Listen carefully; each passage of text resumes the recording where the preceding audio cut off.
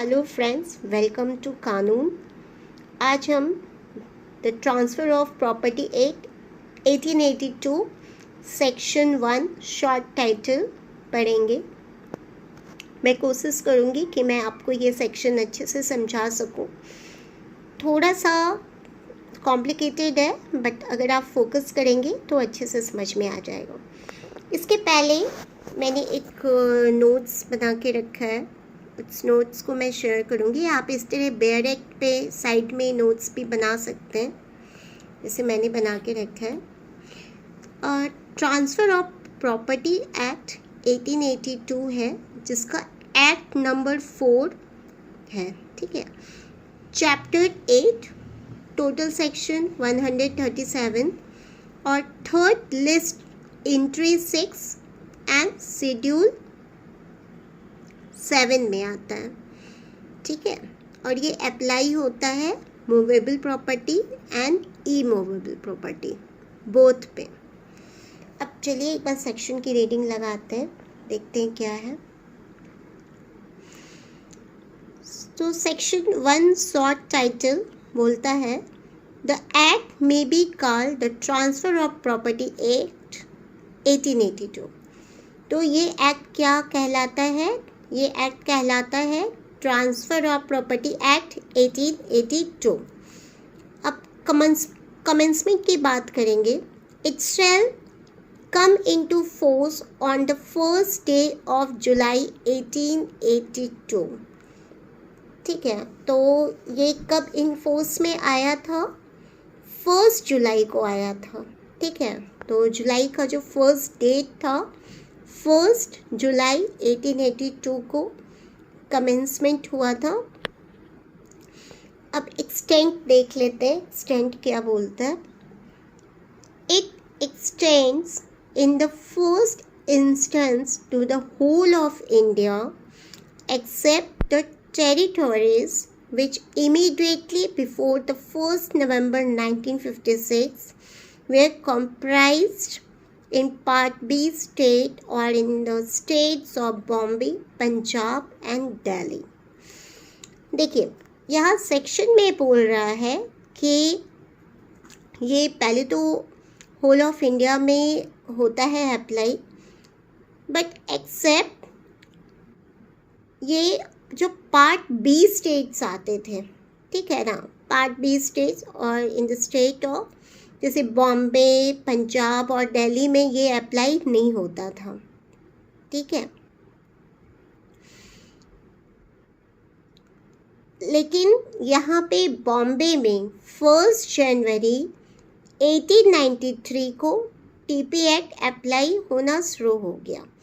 लेकिन आपको बता दें कि पंजाब में ट्रांसफ़र ऑफ प्रॉपर्टी एक्ट नहीं अप्लाई होता है। देखिए, मैंने कॉर्नर में बना के रखा है, आप लिख सकते हो। जैसे पंजाब में transfer of property act 1882 apply नहीं होता है, उसकी जगह पे क्या होता है? Law of equity, justice and good consign. क्या होता है? Law of equity, justice and good consign. ठीक है। अब मुझे लगता है यहाँ तक आपको समझ में आ गया होगा। अब आगे बेयर एक्ट की रीडिंग करते हैं। बट दिस एक्ट और any part thereof may be notification in the official gazette to extended to the whole or any part of the said territories by the state government concerned। ठीक है। देखिए, मैं इस तरह से bare act के ऊपर मैं लिखी हूँ, इसको मैं आपको समझाती हूँ। इसमें ये बोल रहा है कि स्टेट गवर्नमेंट जो है वो ये पावर दे सकती है किसको? ऑफिशियल गैजेट को। ठीक है, कि वो ये पार्ट अप्लाई कर भी सकते हैं और नहीं भी कर सकते हैं। ठीक है ना। देखिए, यही बोल रहा है। बट दिस एक्ट और any part thereof may by notification in the official gazette be extended to the whole or any part of the said territories by the state government concern. ठीक है। I hope कि ये आपको clear हो गया होगा। अब next देखते हैं।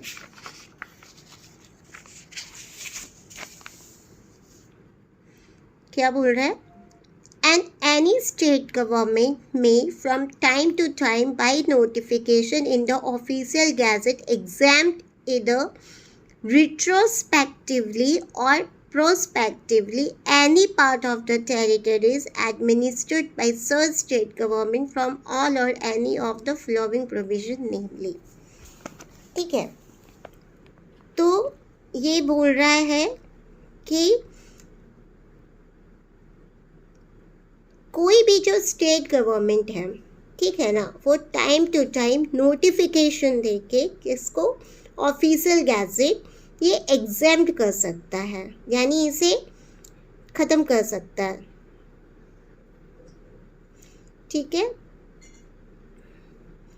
जैसे section 54 paragraph 2 and section 3 59 107 and 123। ठीक है, तो ये जो है आपको क्यों नहीं अप्लाई होता है, इस पे थोड़ा सा डिस्कस कर लेंगे। देखिए यहाँ पे मैंने बनाया है कि लीज जो है वो कैसे होती है, या तो इक्वल या मोर, 100 रुपीज़, या तो 100 रुपीज़ हो या उससे ज़्यादा हो, तो वहाँ पे रजिस्टर्ड इंस्ट्रूमेंट यूज़ होता है। ठीक है, या फिर 100 से कम हो तो रजिस्टर्ड इंस्ट्रूमेंट यूज़ होता है, या डिलीवरी ऑफ पोजीशन होता है।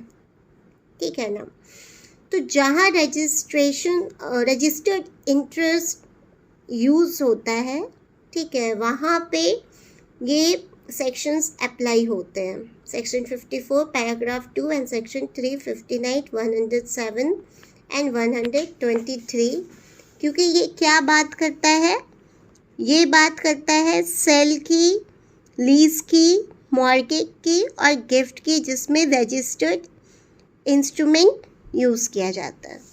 ठीक है, लेकिन जहाँ पे रजिस्टर्ड इंस्ट्रूमेंट नहीं यूज़ होता है वहाँ पे ये 4 सेक्शन भी अप्लाई नहीं होते हैं, इसीलिए